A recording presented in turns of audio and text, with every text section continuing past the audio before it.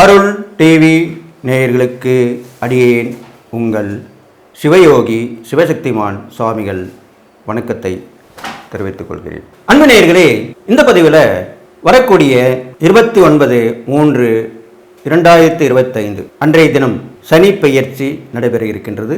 திருக்கணித பிரகாரம் சனி பெயர்ச்சி என்பது 2.5 ஆண்டு காலம் பொறுத்து வரக்கூடிய ஒரு விஷயம். அதை மக்கள் அனைவரும் ரொம்ப எதிர்பார்ப்போடு இருப்பாங்க. எந்த பயிற்சியை விட சனி பயிற்சி தான் ரொம்ப எதிர்பார்த்திருப்பாங்க. நீண்ட காலமாக இருக்கக்கூடிய பயிற்சி அதுவே தான் ஆகும். அப்படிப்பட்ட அந்த சனி பகவானுடைய பயிற்சி இந்த தடவை மிகுந்த விசேஷமாக சொல்லப்படுகிற அளவிலே இருக்க போகிறது. ஏனென்றால் இது நாள் வரைக்கும் சனி பகவான் கும்பராசியிலே தன்னுடைய சொந்த வீட்டிலே இருந்து பயிற்சி ஆகும் பொழுது மீனராசிக்கு பயிற்சி ஆகிறார். மீனராசி என்பது குருவோடைய வீடு. குரு அவருக்கு பகை கிடையாது, நட்பு தான். அதன் பிரகாரம் அன்றைய தினம் சனிக்கிழமை வருவதும் மிகுந்த விசேஷமான பலனை தரக்கூடியதாக இருக்கும். அன்றைய தினம் உத்திரட்டாதி நட்சத்திரம் வருகிறது. அதுவும் சனியோட நட்சத்திரம் தான். இது மேலும் சனிக்கு பகவானுக்கு வலுவை கொடுக்கிறது. அவர் மீனராசியில் இருந்து கொண்டு 3, 7, 10 ஆகிய இடங்களை பார்வையிடப் போகிறார். அது வரிசையாக ரிஷபம், கன்னி, தனுசு இந்த 3 ராசிகளுமே தான் இருக்கும் இடத்திலிருந்து பார்க்க போகிறார். அவ்வாறு இருக்கும் பொழுது இந்த சனி பகவான் மீனராசிக்கு வந்த பிறகு என்னென்ன பலன்கள் ஏற்பட போகின்றது என்பதை பொது பலன்களாக இப்பொழுது பார்க்க இருக்கும். சனி பகவான் மந்தகதியிலே இயங்கக்கூடியவர். அவர் எப்பொழுதுமே ஒரு பயிற்சியாக ஒரு ராசியில் வந்து அமர்ந்த பிறகு சுமார் 6 மாத காலத்திற்கு அப்போதான் அவருடைய முழு பலனையும் கொடுப்பார். அவர் எப்பவுமே தாமதமாகவும் மந்தகதியிலுமே தான் இயங்கக்கூடியவர். அவருக்கு மந்தன் என்ற பெயரும் உண்டு. எனவே அப்பேற்பட்ட அந்த சனி பகவான் மீனராசியில் வந்து அமரும் போது குருவோட வீடாக சொல்லப்படும். சுபத்துவம் மிகுந்த கிரகமாக விளங்கக்கூடிய தேவ குருவாக விளங்கக்கூடிய குரு வீட்டில் வந்து அமர்கிறார். அப்போ என்ன பண்ணுவார்? நல்லவர் வீட்டில் இருக்கும்போது நல்லது மட்டும்தான் செய்வார், தீய பண்களை குறைத்து கொள்வார். இது பெரிய சந்தோஷம் இல்லையா உங்களுக்கு? அதற்கப்புறம் பார்த்தீங்கன்னாக்கா அந்த மீனராசியிலே அவர் இருக்கும் பொழுது என்னென்ன பலன்கள் ஏற்பட போகிறதுன்னு பார்த்தால், மீனராசி என்பது நீராசியாக சொல்லப்படுகிறது. எனவே அவர் அந்த மீனராசியிலே இருக்கும் காலத்திலே நிறைய வெள்ளப்பெருக்கு ஏற்படும், மழை பொழியும், மக்களுக்கு தேவையான பொருட்களுடைய கிடைக்கக்கூடிய விவசாயம் செழிக்கும். சனி பகவான் விவசாய கிரகம் என்று கூட சொல்லப்படுகிறார். அதனால் விவசாயம் கண்டிப்பாக செழிக்கும். அது இல்லாமல் மீனராசியில் அவர் விட்டிருக்கும் பொழுது குருவுடைய தன்மையும் எடுத்துக்கொள்வார். அப்பொழுது குருவுடைய தன்மை என்ன? தனகாரகன், புத்திரகாரகன், ஆலோசகர் இப்படிலாம் சொல்லப்படுகிறார். குருவாக இருந்து வழிநடத்தி செல்பவர் இப்படிலாம் சொல்லப்படுகிறார் குரு பகவான். அந்த தன்மையும் அவர் எடுத்துக்கொண்டு நீதி, நேர்மை, சத்தியம் எல்லாத்தையும் நிலைநாட்டுவார். சரியான இருப்பார். மக்களுக்கு நல்ல ஒரு வாழ்க்கையை வாழ்வதற்கான வழிமுறைகளை காட்டுவார். அரசாங்கத்தினார் மூலமாகவும் நீதித்துறையில் நீதிபதிகள் மூலமாகவும் சரியான தீர்ப்பு கிடைக்கும். இதனால் வரைக்கும் தாமதமாக இருந்திருக்கலாம், சரியான தீர்ப்பு கிடைக்காமல் இருக்கலாம். இனி வருங்காலிலே நல்ல தீர்ப்பு கிடைக்கும் என்பதை எதிர்பார்க்கலாம். தப்பு செய்தவர்களுக்கு தண்டனை கண்டிப்பாக கிடைக்கும். அது இல்லாமல் பெண்கள், குழந்தைகள் வகையிலே நல்ல முன்னேற்றம் ஏற்படும். இதனால் வரைக்கும் அவங்க தான் ரொம்ப கஷ்டப்பட்டு வராங்க. எங்கு பார்த்தாலுமே பெண்கள், குழந்தைகள் வன்கொடுமைக்கு ஆளாக்கப்படுகிறார்கள். அடிக்கடி துயரமான சம்பவங்கள் நிகழ்கிறது. இதையெல்லாம் நாம் பார்த்து கொண்டிருக்கிறோம். அதையெல்லாமே குறைந்துவிடும். அதற்கான பாதுகாப்பு பலப்படுத்தப்படும். சட்டம் தன் கடமையை செய்யும். ஆள்பவர்கள் நல்ல முறையிலே மக்களுக்கு பாதுகாப்பு கொடுப்பார்கள். இதெல்லாமே நடக்க போகுது. அது இல்லாமல் அவர் பார்க்கும் ராசிகளாகிய ரிஷபம், கன்னி, தனுசு, ரிஷபராசியை 3ஆம் பார்வையாக பார்வை செய்கிறார். அப்பொழுது அந்த ரிஷபராசிக்குரியவர் சுக்கிரன். அவர் சனி பகவானுக்கு நட்பு கிரகம்தான். எனவே ரிஷபராசியை பார்ப்பதனால் நல்ல சுகபோக வாழ்க்கையும் தரக்கூடியவராக விளங்கப் போகிறார். சுகபோக வாழ்க்கை என்றால் என்ன? வீடு, மனை, வாகனம், நல்ல ஒரு வசதியான வாழ்க்கைக்கு தேவையான பொருட்கள் கிடைப்பது, பண தேவைகள் பூர்த்தியாவது, இதெல்லாம் தான் சொல்லப்படுகிறது. அப்பேற்பட்ட அந்த வாழ்க்கையை தருவதற்குமாக அவர் காரணகர்த்தாவாக ஆகிறார். அடுத்ததாக நல்ல ஒரு குணத்தை மக்களிடையே கொடுக்கக்கூடியவராகவும் விளங்குகிறார். அந்த பார்வையின் பலனாக மக்கள் பிடிவாத குணத்தை விட்டு தப்பு செய்பவர்கள் தன்னுடைய தவறை உணர்ந்து நடந்து கொள்வார். அடுத்ததாக கன்னிராசியையும் பார்வையிடுகிறார். கன்னிராசியை பார்வையிடும் போது அந்த ராசியுடைய அதிபதி புதனும் நட்பு கிரகம்தான். அப்பொழுது கன்னிராசியை பார்ப்பதினால் நேரடி பார்வையாக பார்க்கிறார். அப்பொழுது பெண்கள், குழந்தைகள் கண்டிப்பாக நலம் பெறுவார்கள். கல்வியிலே நல்ல வளர்ச்சிகள் கிடைக்கும். புதிய கல்விக் கொள்கை அறிமுகப்படுத்தப்படும். அதை ஏற்று மக்கள் பின்பற்றி வருவார்கள். இதில்லாமல் கல்வியிலே மட்டுமல்ல, அறிவியலும் கல்வியை சார்ந்ததுதான். அசுரத்தனமான வளர்ச்சி இருக்க போகிறது. புதியதான கண்டுபிடிப்புகள் ஏற்பட போகிறது. இது எவ்வாறு எனில் நீர் மூலமும் ஆகாய மூலமும் கண்டுபிடிப்புகள் நிறைய நடக்கும். இப்போ உதாரணத்துக்கு சொல்ல வந்தால் இப்போது சமீப காலமாக கேட்டிருப்பீங்க, ஏர் டாக்ஸின்னு வரப்போகுதுன்னு சொல்லியிருக்காங்க. ஏனென்றால் சாலையிலே நிறைய டிராஃபிக் ஜாம் ஆகுது, வாகனங்கள் விரைவாக செல்ல முடியவில்லை. ஒரு அவசரம் ஆபத்து என்று சொல்லும் பொழுது இந்த ஏர் டாக்ஸி கண்டிப்பாக பயனளிக்கும். இந்த மாதிரி கண்டுபிடிப்புகள் தான் அதிகமாக இந்த வருடத்தில் வரப்போகிறது. அது இல்லாமல் விவசாயம் செழிப்பதற்குமான கண்டுபிடிப்புகளும் அதில் ஈடுபட்டு நவீன விவசாயம் அப்படின்ற முறை புகுத்தப்பட்டு அதுவும் நல்லபடியாக வரப்போகுது. அதுவும் அல்லாமல் அனைத்து மகளிருக்கும் அனைத்து குழந்தைகளுக்கும் தேவையான நல்ல ஒரு வாய்ப்புகள் உருவாகும். அவர் சந்தோஷமாக இருப்பாங்க. இது மாதிரிலாம் நடக்கும். எல்லோரும் ஒற்றுமை உணர்வுடன் போராடி வருவார்கள். ஆன்மீகத்தில் ஈடுபாடு அதிகமாக இருக்கும். அடுத்ததாக 10ஆம் பார்வையாக தனுசு ராசியை பார்க்கிறார். அதுவும் குருவுடைய வீடு தான். அப்பொழுது அந்த தனுசு ராசியை பார்ப்பதினால் 10ஆம் இடம் என்று சொல்லப்படுகிறது. அப்பொழுது இதுநாள் வரைக்கும் வேலை இல்லாமல் இருந்தவர்கள், உழைப்பையே நம்பி இருந்தவர்கள், நல்ல உழைப்பு கொடுத்தும் அதுக்கு தேவையான உயர்வு இல்லையே அப்படின்னு இருந்தவங்களாம் நல்ல நிலைமைக்கு வருவாங்க. உத்தியோகஸ்தர்கள் மேன்மை அடைவார்கள்.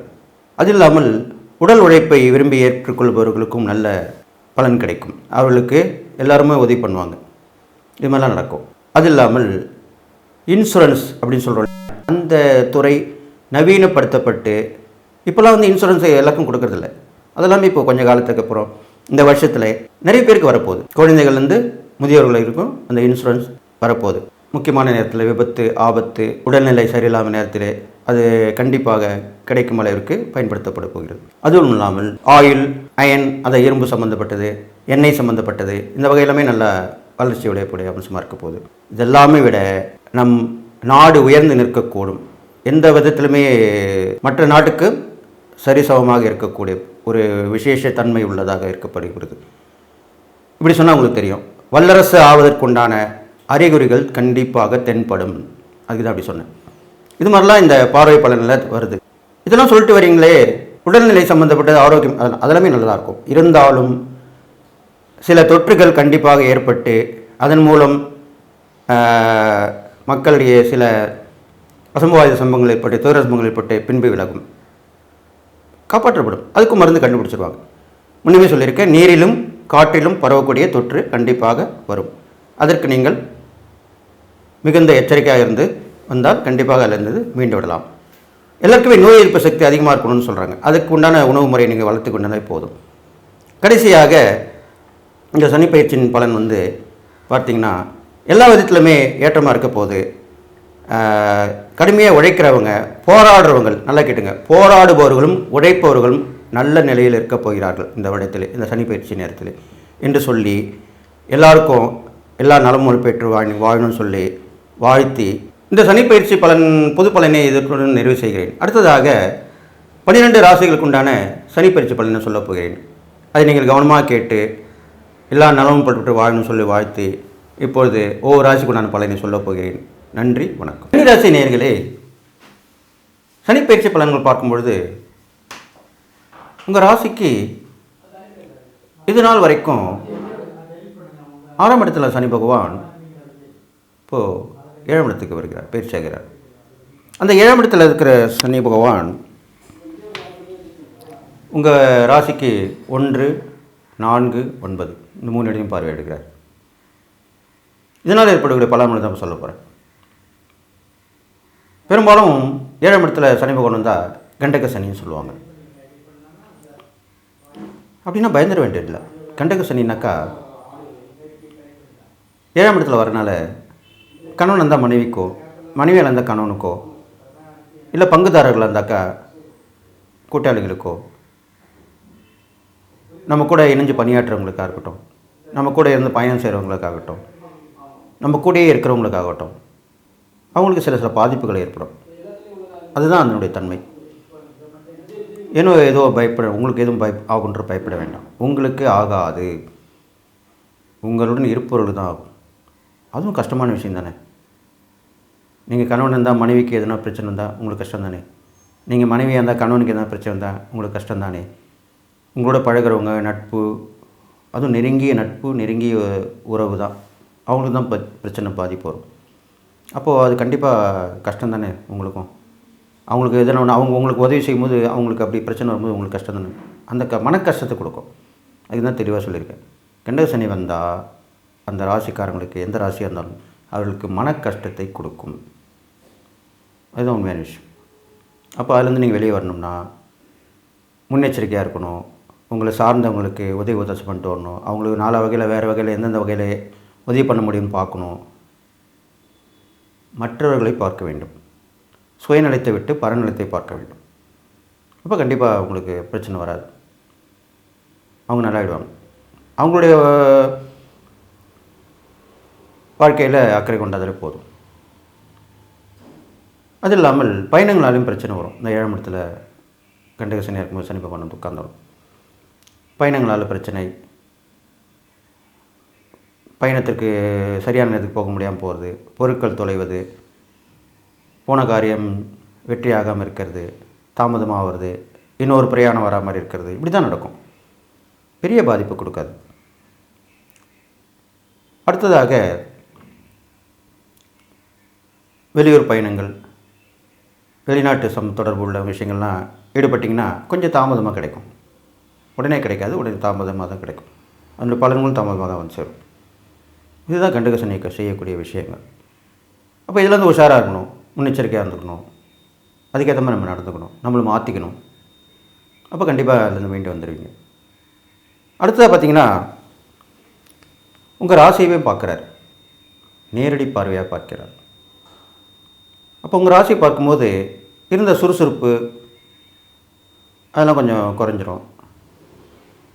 அடிக்கடி கொஞ்சம் ஓய்வு எடுப்பீங்க, ரெஸ்ட் எடுப்பீங்க, தூங்கணும்னு நினைப்பீங்க. உடனே செய்யக்கூடிய வேலையை அப்புறம் பண்ணி செஞ்சுக்கலாம் அப்படின்னு தள்ளி போடுவீங்க. இது மாதிரிலாம் நடக்கும். அதுதான் நடக்கும், வேறு எதுவும் நடக்காது. அப்போ என்ன பண்ணணும்? அன்றாடம் செய்யக்கூடிய வேலைகளை பிளான் பண்ணி அதை மாதிரி ஃபாலோ பண்ணிக்கணும். அதுக்கு எதை மாதிரி நடந்துக்கணும். அதுக்கு இறை சிந்தனையோடு இருக்கணும். பிரம்மபூத்தில் எழுந்திருக்கணும், தியானம் பண்ணணும். பிரம்மபூத்திலேருந்து தியானம் பண்ணாலே அந்த சுறுசுறுப்பு வந்துடும். அன்றைய நாள் நல்லாவே இருக்கும். உங்களுடைய குலதெய்வ விஷயத்தை பண்ணிட்டு வரலாம். இது மாதிரிலாம் பண்ணிட்டு வரலாம். அது இல்லாமல் உங்கள் ராசிக்கு 4ஆம் இடத்தையும் பார்க்குறாரு. அப்போ 4ஆம் இடம் பார்க்கும் பொழுது வீட்டு சம்மந்தப்பட்ட சில பிரச்சனைகள் வந்து போகும் தான் சொல்கிறேன். அது சரி பண்ணிக்கலாம். வீடு வாங்கிறதுக்கு உண்டான பிரச்சனைகள் தடையாக இருக்கும். வாடகை வீட்டில் இருந்தீங்கன்னா வீடு ரொம்ப வருஷமாக இருப்பீங்க, காலி பண்ணிட்டுங்க, எங்களுக்கு வீடு வேணும்னுவாங்க. இல்லை நாங்கள் வீடு வைக்க போகிறோன்னுவாங்க. ஹவுஸ் ஓனர் இப்படி தான் சொல்லுவாங்க. இதெல்லாமே தான் பிரச்சனைகள். அது இல்லாமல் லீஸுக்கு போயிருப்பீங்க. அந்த பணம் உங்களுக்கு நீங்கள் வீடை காலி பண்ண நினைப்பீங்க. அந்த பணம் கிடைக்கும் போது நான் பணம் வந்து தான் தருவேன்னுவாங்க. இதெல்லாமே ஒரு பிரச்சனைகளாகவே தான் இருந்து அப்புறமா சரியாகும். இல்லை புது வீடு வாங்கியிருப்பீங்க, அங்கே போக முடியாமல் இருக்கும், இன்கம்ப்ளீட்டாக இருக்கும். கட்டித்தரேன்னவங்க கொஞ்சம் அரைகுறையாக வேலையை முடிச்சிருப்பாங்க. இல்லை அதில் டாக்குமெண்ட்டில் ஏதாவது பிரச்சனை வந்திருக்கும். இல்லை உங்களுக்கு நேரங்காலம் நல்ல நேரம் வந்த பிறகு போகலான்ட்டு கூட தட்டி இருந்திருப்பீங்க. இது மாதிரிலாம் நடக்கும். பிரச்சனை வந்து தான் அப்புறம் நீங்கும். அதுக்காக தான் அப்படி சொல்லியிருக்கேன். அதே மாதிரி வண்டி வாங்கும்போதும் கவனமாக இருக்கணும். அதில் பயணம் போகும்போது கவனமாக இருக்கணும். இது மாதிரிலாம் செஞ்சுட்டு வரணும்.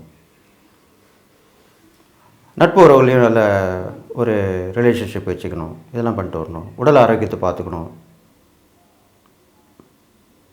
அது இல்லாமல் ஒரு வேலைக்கு போகிறீங்க, வேலையில் இருக்கீங்க, இல்லை ஒரு தொழில் பண்ணுறீங்க, வியாபாரம் பண்ணுறீங்க. இந்த படிப்பு படித்தா, இந்த கல்வி கற்றுக்கிட்டோம்னா அதில் இன்னும் கொஞ்சம் டெவலப் ஆகலாம், நம்மளுக்கு ஒரு சைட் சப்போர்ட்டாக இருக்கும் அப்படின்னா அதில் இறங்கி பண்ணலாம். அதெல்லாம் துணிஞ்சு பண்ணலாம். இதெல்லாம் செய்யலாம். இது மாதிரிலாம் பண்ணிட்டு வரலாம். அடுத்ததாக உங்கள் தாய் தந்தையரை கவனமாக பார்த்துக்கணும். பெரும்பாலும் தந்தையாரை ரொம்ப பார்த்துக்கிறது ரொம்ப விசேஷம். அவங்களுடைய உடல் ஆரோக்கியத்தை பார்த்துக்கலாம். அவங்களுக்கு ஆறுதலாக இருக்கணும், ஆதரவாக இருக்கணும், அவங்க சொற்படி கேட்கணும், அவங்களுடைய ஆசீர்வாதம் வாங்கிக்கணும். பெரும்பாலும் பெரியவங்களுடைய ஆசீர்வாதம் வாங்கிக்கணும் நல்லது. தெய்வங்களுக்கு ஏதாவது வேண்டியிருந்தால் பிரார்த்தனை பண்ணியிருந்தால் அதை நிறைவேற்றிக்கலாம். அடிக்கடி பயணங்கள் போயிட்டு வரலாம். நல்ல விஷயங்களை சுபகாரியத்தை நடத்துறதுக்குண்டான விஷயங்களை தொடர்ந்து முயற்சி பண்ணலாம். அதை தொடர்ந்து முயற்சி பண்ணால் தான் நடக்கும். உடனே நடக்காது, தள்ளி போகும், அப்புறம் சரியாயிடும். ஒரு விஷயத்தை தொடர்ந்து நீங்கள் பண்ணிட்டாக்கலே சொல்லிகிட்டே இருந்ததுனால கண்டிப்பாக நடந்துட முடியும். இது மாதிரிலாம் பண்ணிட்டு வரலாம். அது இல்லாமல் சனிக்கு பிரீத்தின்னு சொல்லக்கூடிய அந்த சனி பகவான் பிரசித்தி பெற்ற ஸ்தலங்களாக சொல்லக்கூடிய திருநள்ளாறு, குச்சனூர், திருக்கொள்ளிக்காடு, இன்னும் பல்வேறு ஸ்தலங்கள் இருக்குது. அதெல்லாமே நீங்கள் கண்டுபிடிச்சி போயிட்டு வரலாம். எதுவுமே போக முடியலனா கூட வீட்டுக்கு அருகாமையில் இருக்கிற கோவிலில் நவகிரகத்தில் இருக்கிற சனி பகவானுக்கு ஒவ்வொரு சனிக்கிழமை தோறும் தீபம் போட்டு அர்ச்சனை செய்து வரலாம். வசதி இருந்தால் அபிஷேக ஆராதனை பண்ணிட்டு வரலாம். மாற்றுத்திறனாளிகளுக்கு தான தர்மம் பண்ணிட்டு வரலாம். இது மாதிரிலாம் பண்ணுறது தான் சனிக்கு பிரீத்தியாக சொல்லப்பட்டிருக்கு. பெரும்பாலும் நீங்கள் கன்னிராசியில் பிறந்தவங்களுக்கு விநாயகர் இந்த காலகட்டத்தில் வழிபட்டு வந்தாலும் போய் விசேஷம். டெய்லி தினசரி வழிபடலாம். வீட்டு பக்கத்தில் விநாயகர் கண்டிப்பாக இருப்பார். அவரை சுற்றி வழிபட்டு வரலாம். தோப்பு கடன் போட்டு வரலாம். விநாயகர் பெருமானுக்கு சன்னதிக்கு பின்புறம் விளக்கேட்டு வர வேண்டும். அது நீங்கள் கண்டிப்பாக செய்யணும். சனிக்கு பிரித்து அதுதான் சொல்லப்படுது முக்கியம். முன்பக்கத்தை விட பின்பக்கம் ஏற்றி வழிபட்டு. அதே போல் வியாழக்கிழமையில் சனிக்கிழமையில் ஆஞ்சநேயருக்கு வெண்ணெய் காப்பு சாத்தி அர்ச்சனை பண்ணலாம். துளசி மாலை சாத்தி அர்ச்சனை பண்ணலாம். வசதி இருந்தால் அபிஷேக ஆராதனை பண்ணலாம். இது மாதிரிலாம் பண்ணிட்டு வரலாம். இதெல்லாம் சனிக்கு பிரீத்தியாக சொல்லப்பட்டிருக்கு. தான தர்மங்கள் பார்க்கும்போது மாற்றுத்திறனாளிகள் பெரும்பாலும் சனி பகவானுக்கு கால் ஊனமுற்றவர்கள் தான் ரொம்ப விசேஷமாக சொல்லப்பட்டிருக்கு. கால் ஊனம் தாங்கி தாங்கி நடக்கிறவங்க, ஒரு கால் இல்லாதவங்க, சில பேர் 2 காலுமே இல்லாமல் இருப்பாங்க. அவங்களுக்கெல்லாம் பண்ணுறது அவ்வளோ விசேஷம். அவங்களுக்கு அந்த கைத்தடி வாங்கி கொடுக்கலாம். இல்லை அரசாங்கத்து மூலிமா உங்களுக்கு உங்களுடைய ரெக்கமெண்டேஷனில் வாங்கி கொடுக்க முடிஞ்சுனாக்கா, உங்களுக்கு தெரிஞ்சிருந்தாக்கா அது மாதிரி பண்ணி கொடுக்கலாம். அதுலேயுமே நன்மையான விஷயந்தான். பொருட்கள் வாங்கி கொடுக்கலாம். அவங்களுக்கு தேவையானதை வாங்கி கொடுக்கலாம். பெரும்பாலும் உடல் ஊனமுற்றவர்களுக்குன்னு சொல்லக்கூடிய மாற்றுத்திறனாளி செஞ்சு விட்டிங்கன்னா அவ்வளோ விசேஷமான நற்பலன் உங்களுக்கு கண்டிப்பாக கிடைக்கும். புண்ணியம் சேரும். கண்டிப்பாக நல்லது நடக்கும். இதெல்லாம் பண்ணிட்டு வாங்க. அது இல்லாமல் உங்களுக்கு கல்வி வளர்ச்சிலாம் கொஞ்சம் மட்டுப்படும். நிறைய பிளான் பண்ணியிருப்பீங்க. நிறைய மேற்படிப்பு படிக்கணும்னு நினச்சிருப்பீங்க. அதெல்லாமே கொஞ்சம் தடையாக இருக்கும். பரவாயில்ல, அது நல்ல நேரமாக பார்த்துக்கலாம்னு சொல்லி விட்டுடணும். முயற்சியில் இறங்கலாம். சரியாக வரலன்னா விட்டுடலாம். அதை பற்றி அதையும் பிடிச்சின்னு இருக்க வேண்டிய அவசியம் இல்லை. இது மாதிரிலாம் பண்ணிட்டு வாங்க. அது இல்லாமல் இந்த கண்டக சனி நடக்கும்போது எப்படி உங்களுக்கு சார்ந்தவர்களுக்கு மூலிமா பிரச்சனை வரும்னு சொல்லும்போது அவங்களாலேயும் உங்களுக்கு பிரச்சனை வரத்துக்கு வாய்ப்பு இருக்குது. இப்போ ஒரு பந்தை ஒரு செவத்தில் விட்டு அஞ்சோம்னா அந்த பந்து நம்ம மேலே தான், நம்மளுக்கு நேராக தான் நோக்கி வரும், எதிர்த்து வரும். அது மாதிரி தான் சில நேரங்களில் வர்றதுக்கு வாய்ப்பு இருக்குது. அப்போது நீங்கள் அதுக்கும் கவனமாக இருக்கணும். அவங்களுக்கு வர பிரச்சனை உங்களுக்கு வர மாதிரி வரும். அப்போ அதுலேருந்து நீங்கள் தப்பிச்சிக்க பார்க்கணும். முன்னெச்சரிக்கையாக இருக்கணும். இதெல்லாமே செஞ்சுட்டு வரணும். அதுக்கெல்லாம் இறை வழிபாடு தான தர்மங்கள் தான் கை கொடுக்கும். உங்களை காப்பாற்றி கரை சேர்க்கும். இதுதான் உண்மையான விஷயம். இதெல்லாம் பண்ணிட்டு வாங்க.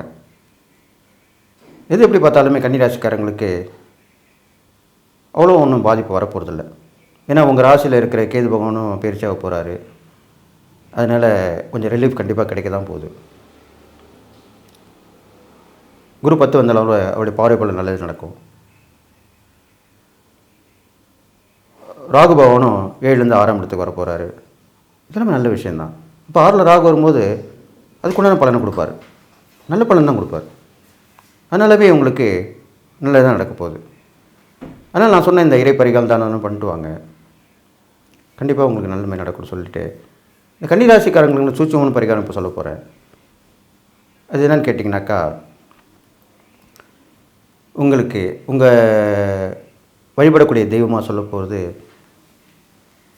விஸ்வரூப ஆஞ்சநேயர். பெரிய ஆஞ்சநேயர் சொல்கிறாங்க இல்லையா. இப்போது நாமக்கல் பார்த்திங்கன்னா நாமக்கல் ஆஞ்சநேயர் சொல்லுவாங்க. இங்கே சென்னையில் பார்த்திங்கன்னா நங்கநல்லூர் ஆஞ்சநேயர்வாங்க. அந்த மாதிரி பெரிய ஆஞ்சநேயர், பஞ்சவடி ஆஞ்சநேயர்னுவாங்க. இப்பேற்பட்ட ஆஞ்சநேயர் ஸ்தலங்களுக்கு போயிட்டு வந்திங்கன்னா, அது வியாழக்கிழமை சனிக்கிழமையில் போயிட்டு வரலாம்.